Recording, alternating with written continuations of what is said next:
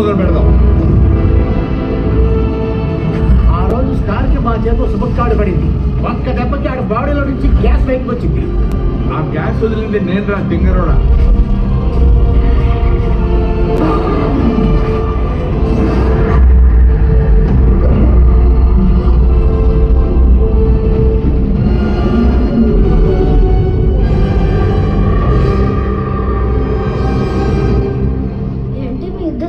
చంపేసి ఆ తర్వాత తినేశారా? ఊడిపోయిన సింహంలోని తింటే ఆ మజా లేదు. నాన్న చంపాడని చెప్పాడే. నీకు తెలుసు కదా బేబీ, మీ నాన్నకి గొప్పలు చెప్పుకోవడం అలవాటని. మీ నాన్న చెప్పేవన్నీ నమ్మకే.